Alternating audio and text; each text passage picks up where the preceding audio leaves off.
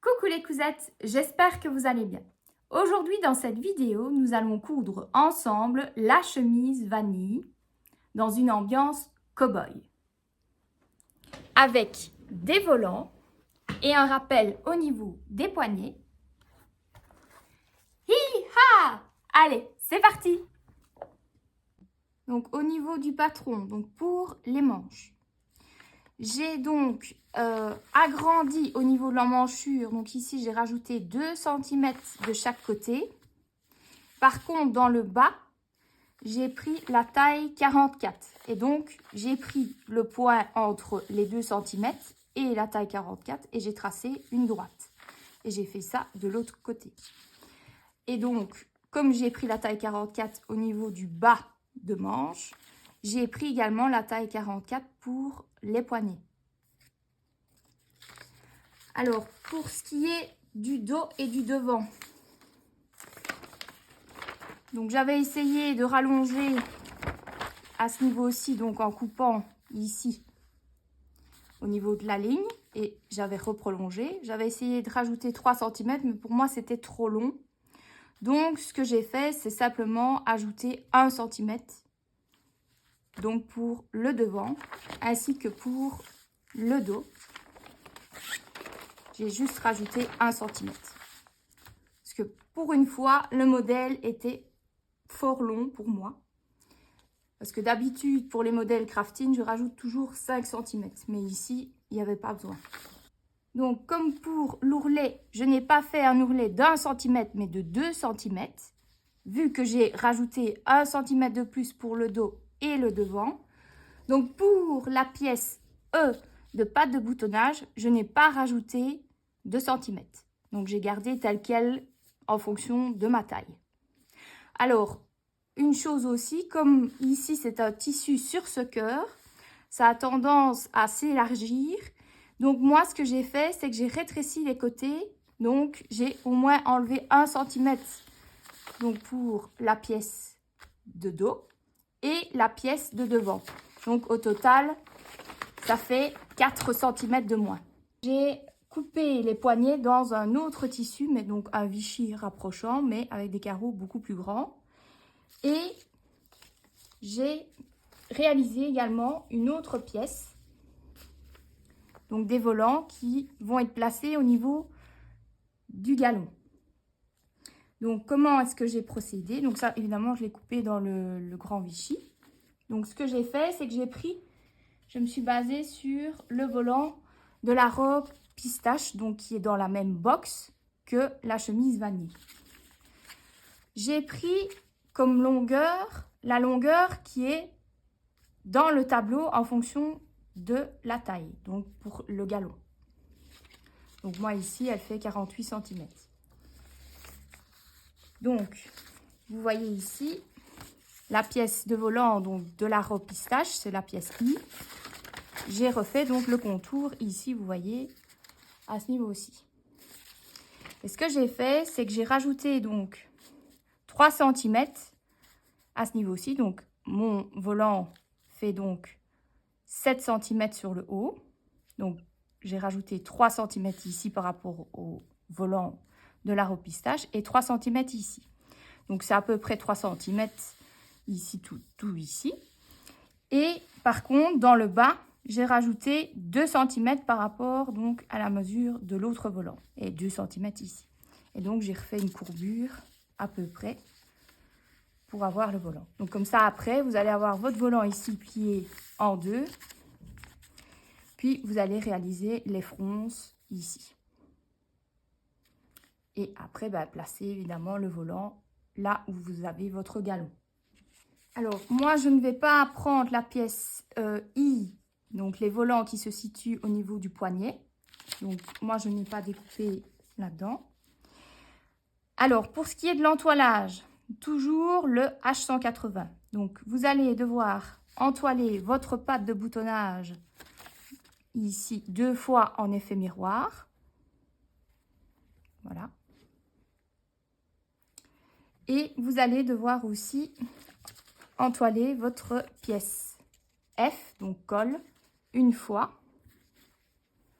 Donc ce sera le col du dessus. Et vous allez aussi entoiler votre poignet 2 fois. Donc, le poignet du dessus. Enfin, les 2 poignets du dessus.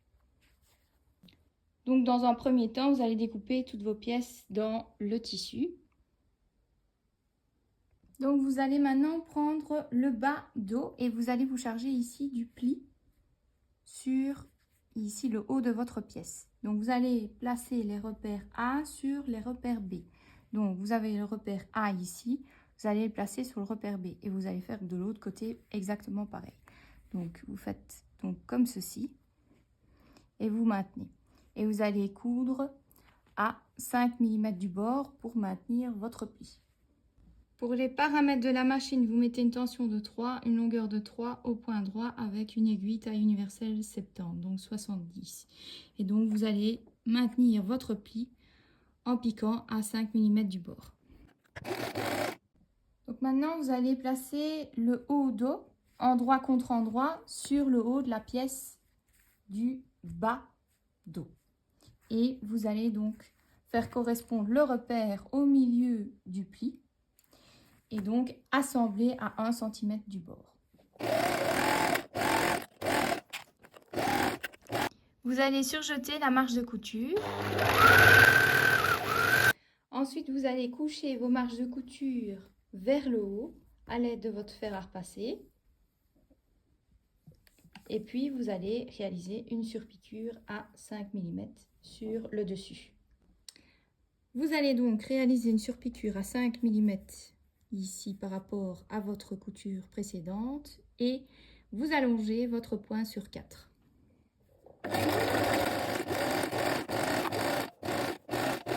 Maintenant, on va passer au volant. Donc, ce que vous allez faire pour les 2 volants, vous allez les plier en 2, donc comme ceci. Et vous allez repasser pour marquer le pli au fer à repasser. Alors après, moi, ce que j'ai fait, c'est que j'ai placé ici le galon, là où vous allez réaliser les fronces.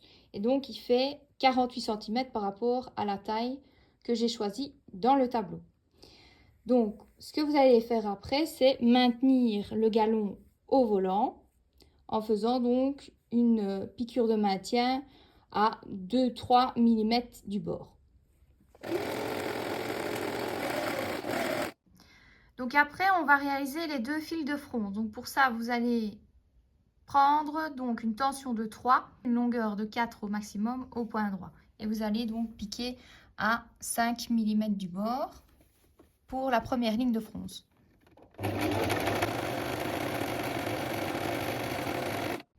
Alors pour la deuxième ligne, je vais la faire à 1 cm par rapport à la première ligne. Et alors après, je vais la défaire à l'aide du découvite.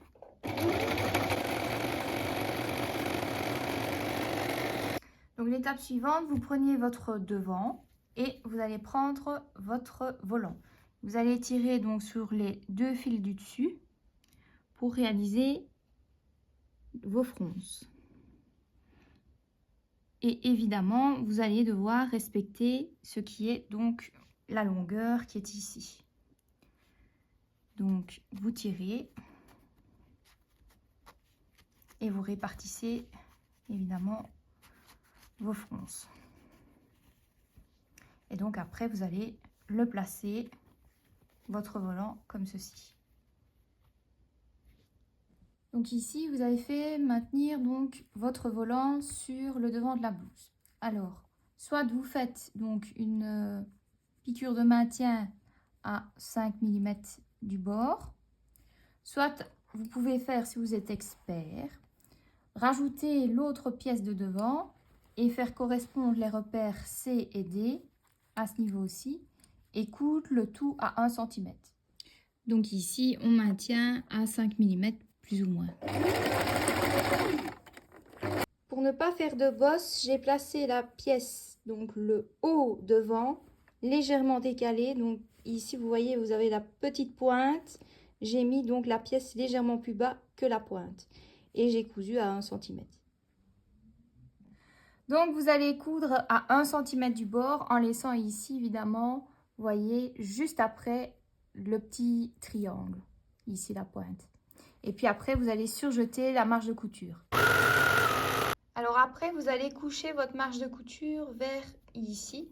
Donc la coucher, puis après réaliser une surpiqûre. Donc tout ça à l'aide de votre fer à repasser, évidemment.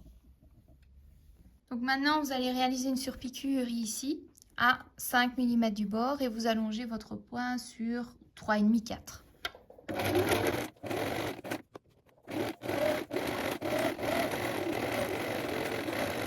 Donc après, vous allez enlever le fil de fronce qui se situe ici, donc qui est apparent, et que vous voyez ici aussi, donc à l'aide de votre découvite.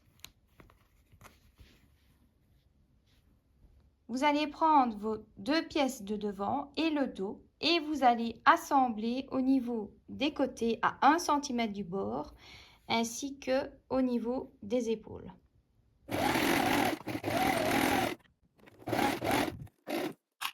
Après avoir surjeté les côtés et les épaules, vous allez coucher les marges de couture des côtés vers le dos et également des épaules à l'aide de votre fer à repasser. Donc maintenant, nous allons nous charger de la couture des manches et des poignets. Donc pour ça, vous allez prendre vos poignets de dessus et de dessous. Et vous allez d'abord surjeter les bords. Donc ici, le bord à gauche et à droite séparément. Et donc plier en deux, endroit contre endroit. Ici donc.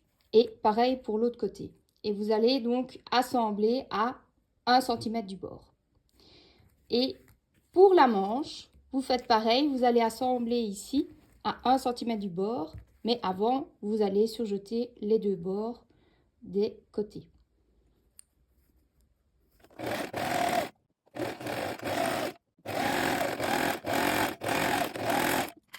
Après, vous allez ouvrir vos marges de couture au niveau donc de vos manches ainsi que des poignets. Donc pour la manche, vous la remettez sur l'endroit et vous allez réaliser des fils de fronce au niveau du poignet.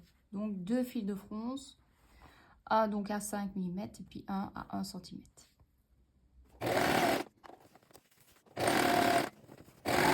Et la deuxième ligne, vous allez la coudre à 1 cm par rapport à la première.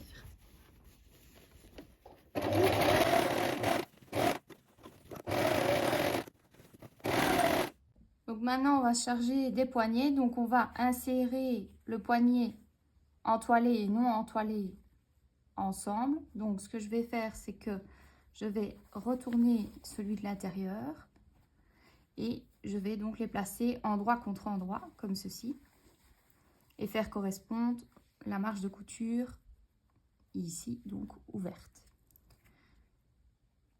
Et vous allez donc placer des pinces tout autour.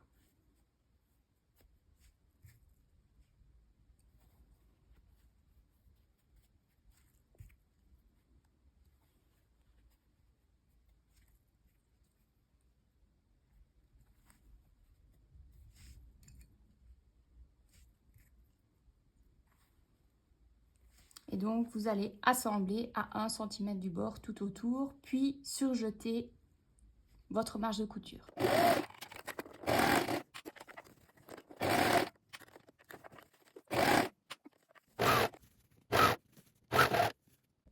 Donc, vous avez surjeté ici la marge de couture ici. Moi, ce que j'ai fait également, c'est que j'ai surjeté ici, là où il va y avoir un repli d'1 cm.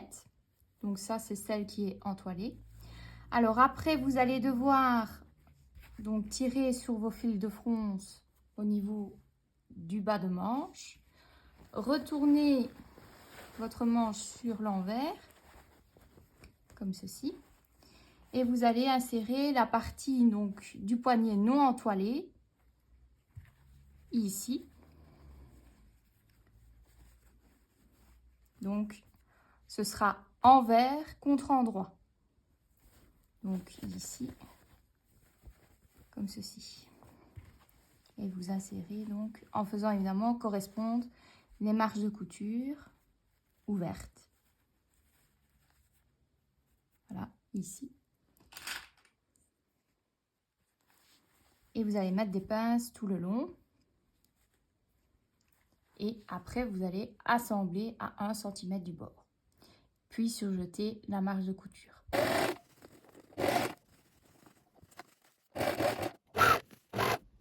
Vous allez replier 1 cm tout autour du poignet entoilé à l'aide de votre fer à repasser.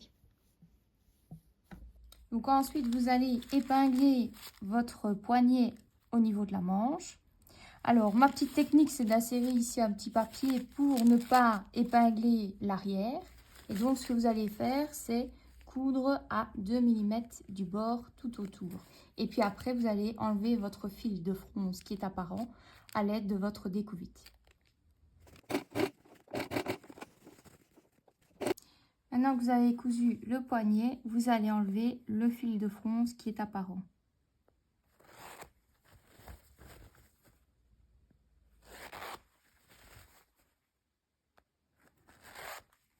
Donc vous répétez ces étapes pour l'autre manche et comme ça vos manches sont terminées. Donc maintenant vous allez assembler les manches à la blouse et pour ça vous allez respecter les repères J, K, L. Donc le repère J, c'est la couture d'assemblage entre le haut et le bas dos. Ensuite vous avez le repère K qui est au niveau de l'épaule et le repère L qui est donc sur l'emmanchure devant. Et donc, vous allez assembler à 1 cm du bord, puis surjeter.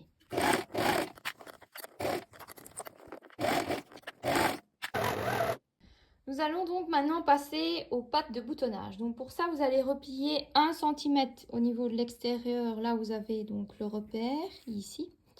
Et vous allez replier 1 cm sur les pattes de boutonnage entoilées.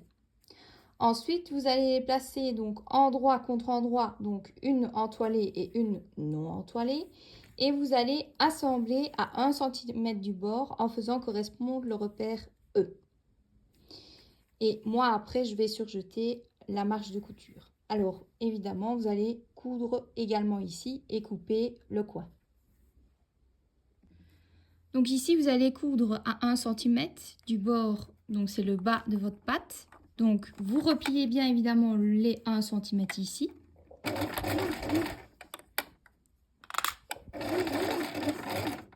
Point avant-arrière. Vous tournez et donc 1 cm. Point avant-arrière et vous continuez tout droit.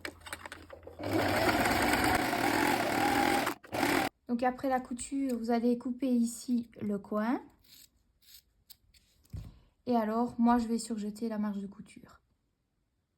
Donc, après avoir surjeté, vous allez donc retourner sur l'endroit. Alors, pour le petit coin, vous pouvez vous aider d'une aiguille à tricoter.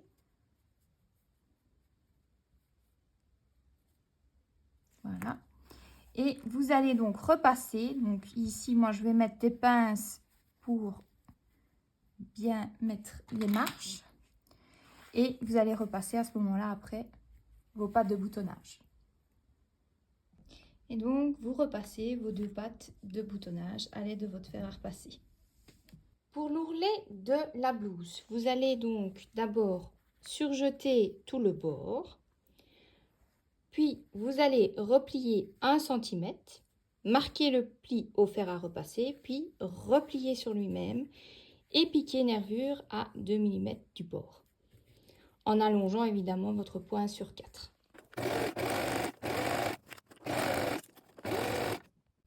Donc maintenant, on va se charger de la couture des pattes de boutonnage à la blouse. Donc ici, voilà ce que ça donne quand c'est terminé. Donc vous faites ça pour les deux. Donc ce que vous allez faire, c'est prendre la partie non entoilée de la partie patte de boutonnage et la placer donc endroit contre envers de la blouse. Et vous allez donc assembler à 1 cm du bord tout autour. Et vous faites un peu comme ça ici au niveau de, vous voyez ici des volants, comme ceci. Donc un arrondi quoi. Alors, après, moi je vais surjeter la marge de couture. Donc si je ne l'ai pas encore dit dans la vidéo, vous pouvez également surjeter ici des autres marges de couture par sécurité.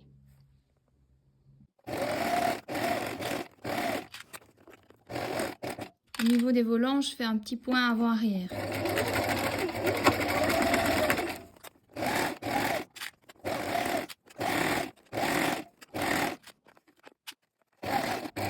Et ici, le repli doit bien être bien replié.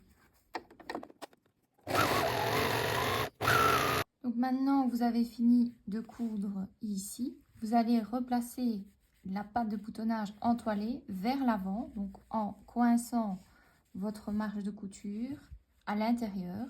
Et donc ici, vous avez votre repli d'1 cm. Et vous allez maintenir ici tout le long avec des épingles.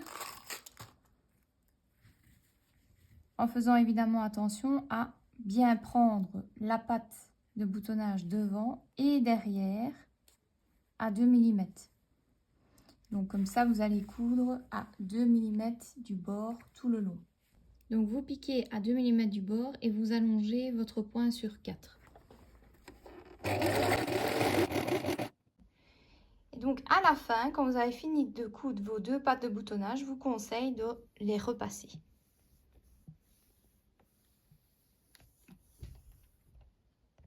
Donc maintenant, on va se charger de la couture du col. Donc pour ça, vous allez placer les 2 pièces endroit contre endroit, donc la partie entoilée et non entoilée. Et vous allez replier, et si vous voulez surjeter, le bord ici du bas du col de la partie entoilée. Et vous allez replier 1 cm tout le long à l'aide de votre fer à repasser. Ensuite, vous allez assembler sur le dessus à 5 mm du bord tout autour, en ayant bien évidemment replié vos 1 cm. Alors après, moi j'ai surjeté tout le tour du col. Et puis après, vous allez retourner votre col sur l'endroit.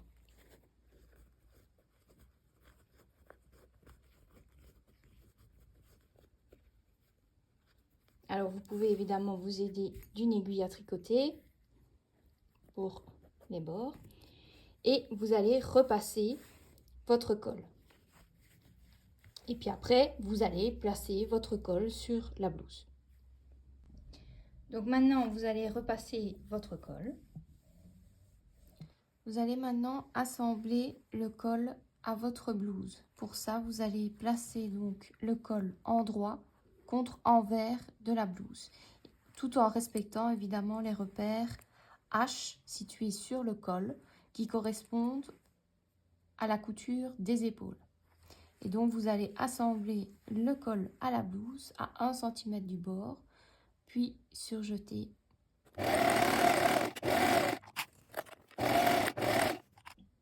Donc comme pour les pattes de boutonnage, vous allez placer donc le col sur l'endroit. Vous avez un repli d'1 cm.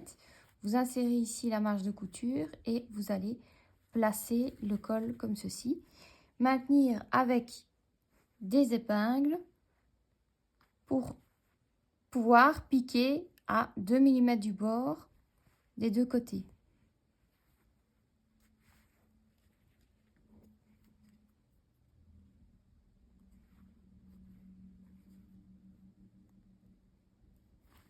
Et donc vous allez piquer à 2 mm du bord sur tout le tour. Donc vous allez piquer à 2 mm du bord et allonger votre point sur 4.